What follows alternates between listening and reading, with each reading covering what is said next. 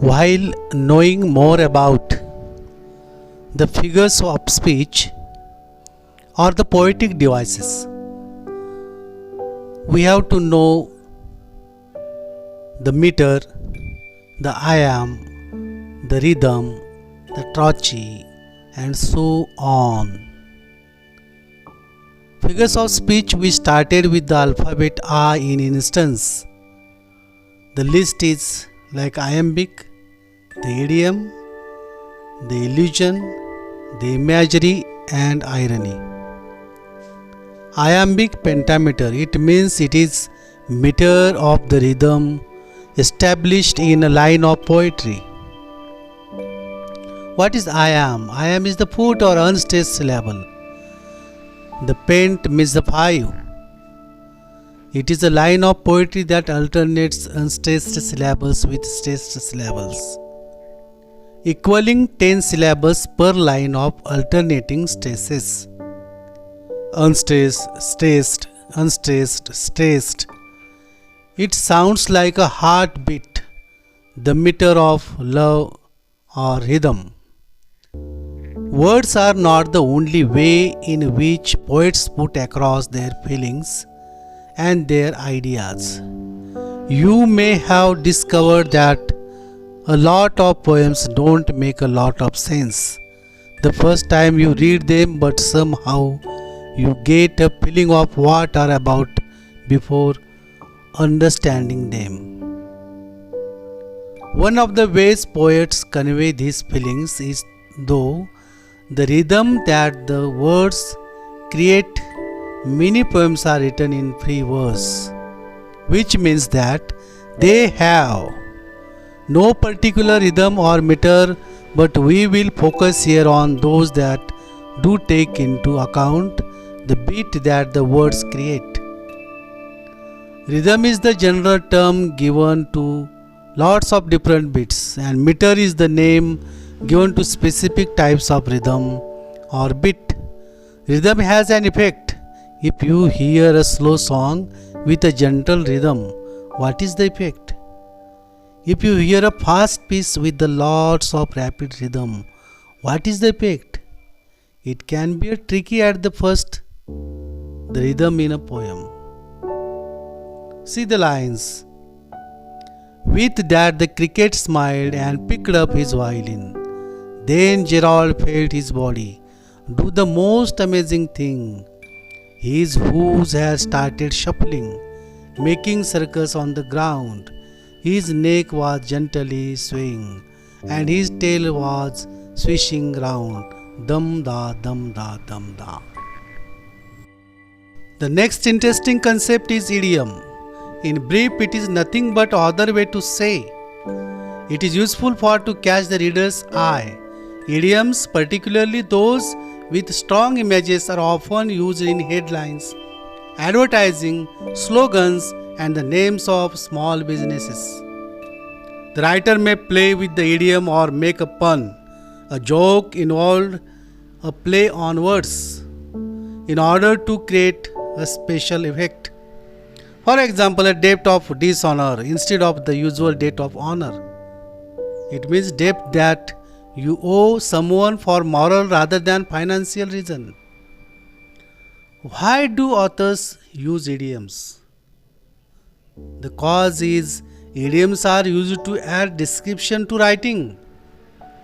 Idioms are used to help reader from a vivid mental images.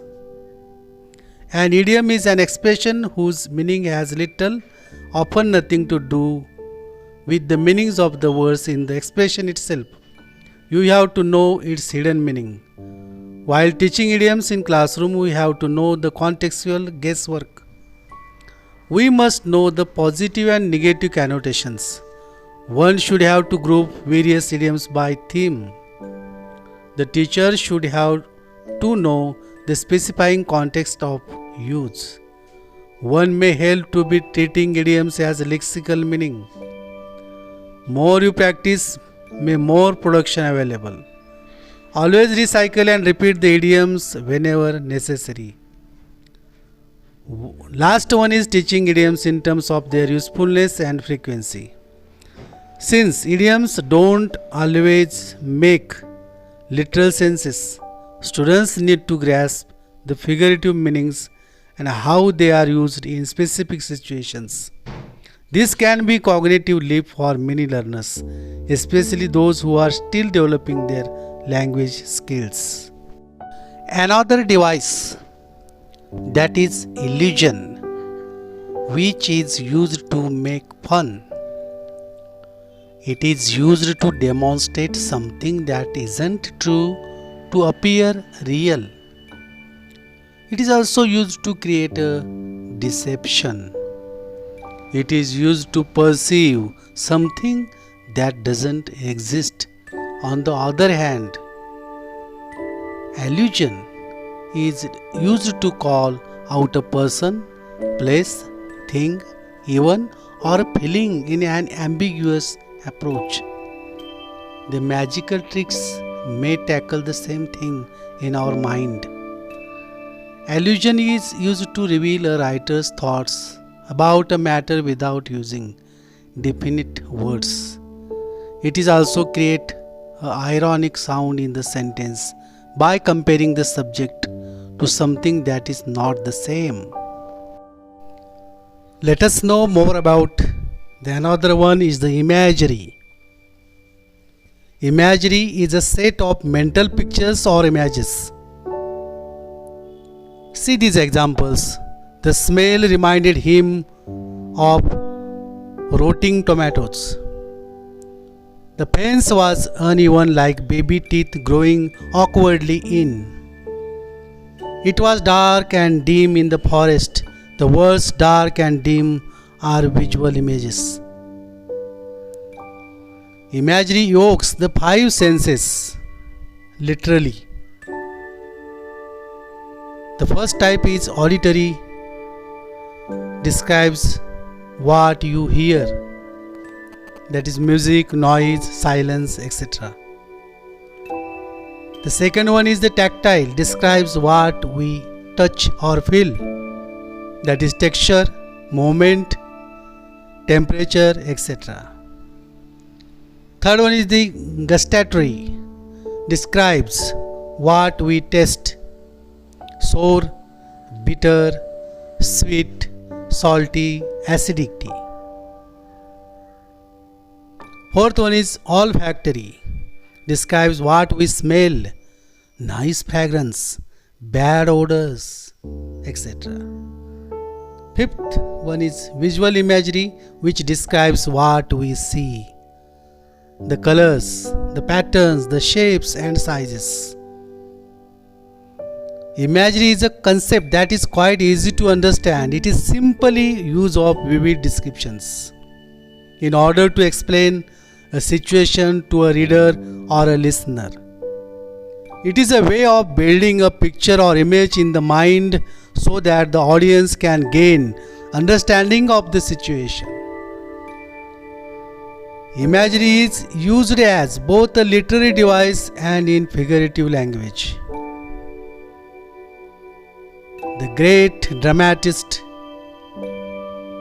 William Shakespeare used some wonderful imagery when he wrote Romeo and Juliet. One example of this can be seen in this passage.